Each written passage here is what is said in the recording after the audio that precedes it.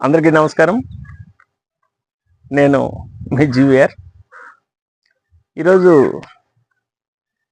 మనం మాట్లాడుకోబోయే విషయం ఏమంటే, మొబైల్ వద్దు, పిల్లల భవిష్యత్తే ముద్దు. ఇది ఈరోజు మనం మాట్లాడుకోబోయే టాపిక్. మామూలుగా మొబైల్ అనేది జీవితంలో అవసరమే. దేనికి? తెలియని విషయాలను తెలుసుకోవడానికి, ఒకరితో ఒకరు మాట్లాడుకోవడానికి, వీటికన్నిటికి కూడా మొబైల్ కావాలా. కానీ మనం ఏం చేస్తూ ఉన్నాం? మనం మొబైల్ చూస్తూ, మనం పిల్లలతో మొబైల్ చూపిస్తూ టైం వేస్ట్ చేస్తున్నాం. అట్లా కాకుండా మొబైల్కు దూరంగా ఉండాలంటే పిల్లలకి బోర్ కొడుతుంది. ఎందుకంటే మనమే కొన్ని సందర్భాల్లో మొబైల్ని మనకు తెలియకుండానే టచ్ చేస్తుంటాం. అలాంటిది పిల్లలు మొబైల్ని చూసి అలవాటు అయినప్పుడు దాన్ని వద్దురా అంటే వాళ్ళు బోర్ ఫీల్ అవుతారు. దానికి మనం పరిష్కార మార్గం కూడా మనమే చూపించాలి కదా. ఏం చేయాలంటే పిల్లల్ని చదివేది అలవాటు చేయాలి. వాళ్ళు చదివేది అలవాటు చేయాలంటే వాళ్ళు చదివేటప్పుడు మనం దగ్గర కూర్చొని మనం చదివితే మనము చూసి వాళ్ళు కూడా ఏదో చదువుతారు. ఫస్ట్ అలా దగ్గరగా రాయడము, చదవడము, దగ్గర మనం మొబైల్ దూరంగా పెట్టి మనం చదివేది చెప్పిస్తూ రాసేది రాపిస్తూ దగ్గర కూర్చోబెట్టుకోవడం నేర్పించాలి.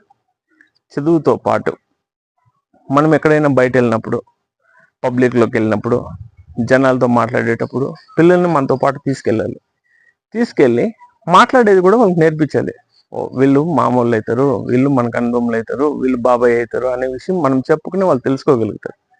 ఫంక్షన్కి తీసుకెళ్ళడము, బయట జరిగే చిన్న చిన్న సమావేశాలు, ఎక్కడికైతే మనం వెళ్తామో అలాంటి చోట్లకి తీసుకెళ్ళడము, అక్కడికి వెళ్తానే పిల్లలకి ఆటోమేటిక్గా తెలుసుకోవాలనే కోరిక కూడా పడుతుంది.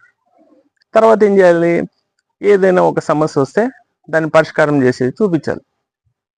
ఏదైనా ఒక ప్రాబ్లం వచ్చినప్పుడు మనం ఎట్లా ఫేస్ చేస్తామో మనం కూడా దీన్ని అట్లా ఫేస్ చేస్తే సరిపోతుందని చిన్న చిన్న ప్రాబ్లమ్స్ వాళ్ళు సాల్వ్ చేయకముందే పెద్దోళ్ళు ఏం చేస్తారంటే, నీకు తెలీదు, నువ్వు చేయొద్దు అనకుండా వాడు ఎట్లా చేస్తాడా, దాన్ని ఎట్లా చేస్తే వాడు పరిష్కారం చేస్తాడా అనేదాన్ని మనము వానికి అర్థమయ్యేటట్టు చెప్పాలి. అది వదిలేసి వాడు ఏం చేయకముందే షూలు వేసి నేను కడతా ఉండు, గుండెలు నేను వేస్తా ఉండు, టై నేను కడతా ఉండు అంటే వాడు నేర్చుకోలేని పరిస్థితి.